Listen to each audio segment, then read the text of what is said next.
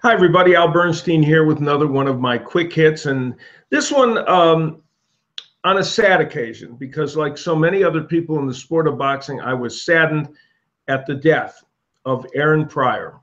Aaron was not only a terrific fighter, but he was also a lovely man. Despite the issues he had during the course of his life, he was a delightful, delightful person who I got to be around quite a bit in recent years at various events, including Hall of Fame inductions and special charity events. And wherever he went, it was hawk time, as this iconic photo shows you. That became his symbol, and he was always so good-natured with fans. He'd see them and he would put his arm out and say, "What time is it? It's hawk time." Of course, Aaron Pryor's career was an astonishing career overall, but what most people will remember Aaron for are his two epic battles with Alexis Arguello. It was intriguing because here were these two men who came from different places in life. Pryor, the pride of Cincinnati, who had come from the mean streets of that town, and Alexis Arguello, up from poverty in Nicaragua, in a different place in time. They were different in their personalities in a way, because Aaron was more flamboyant, especially at that time. And Alexis Arguello had a much more reserved attitude.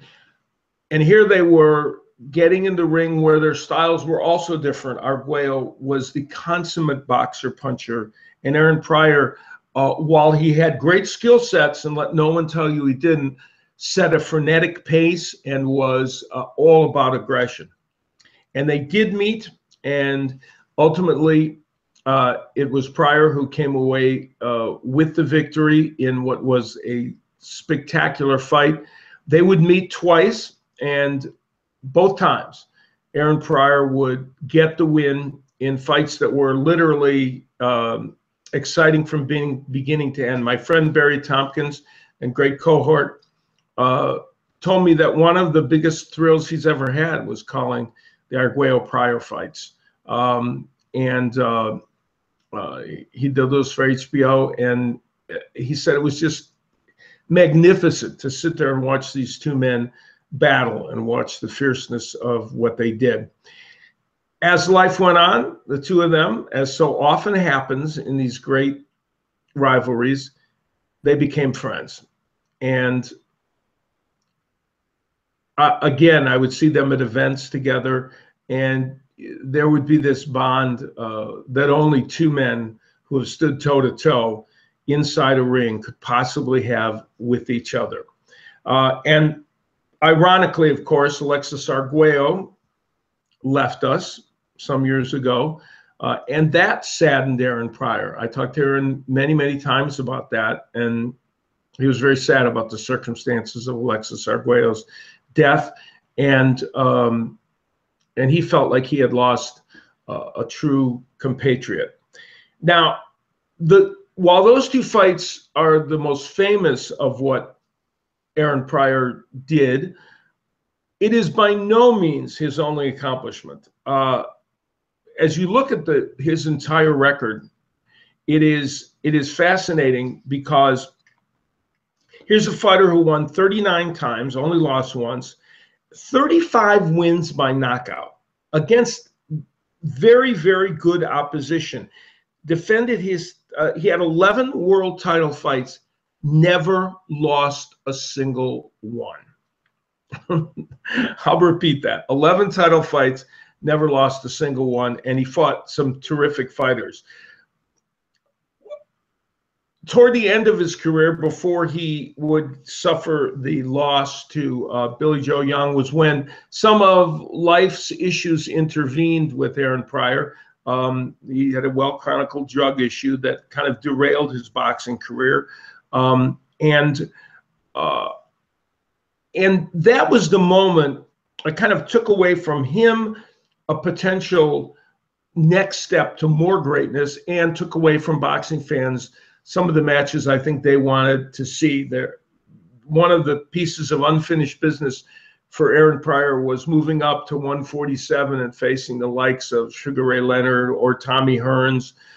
And I think if there are a couple of fights in boxing lore and history that didn't happen that are make us feel unsatisfied, it is Pryor against either Sugar Ray Leonard or Tommy Hearns, or Pryor against Roberto Duran, which would have been interesting as well. But despite that, there was plenty accomplished in his career. And I got to talk to Aaron on one of our boxing hangouts that we did from the International Boxing Hall of Fame. And it was a revealing and interesting conversation, one that I think demonstrates where Aaron Pryor was at in the later years of his life, and one in which he talks candidly about many issues, including the infamous black bottle in the first fight against Arguello, which, by the way, he points out is one of the reasons why he did the second fight with Arguello, to erase any doubt that there were shenanigans or enhancements that helped him win the first fight. Now, you can take a look at that. Just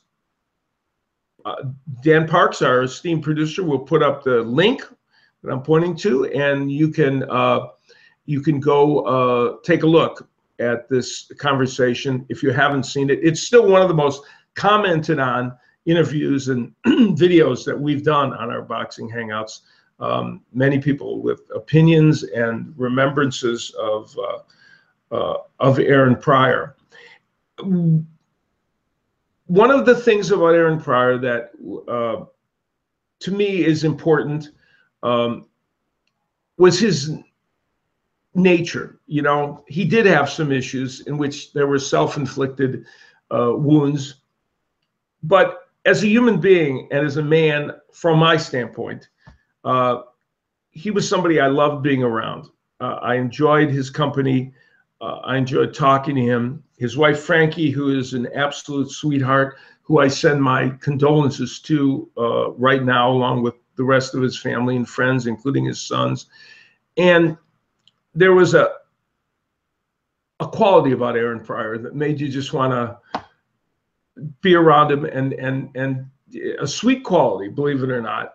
Even though I know he was violent in the ring and he was flamboyant and all the rest, but Aaron Pryor was a guy you wanted to be around. I will miss seeing him, and the one thing we can do is look at those great fights and enjoy the legacy he gave us in the sport of boxing, because it was special. And there's one thing I know: it will always be Hawk time.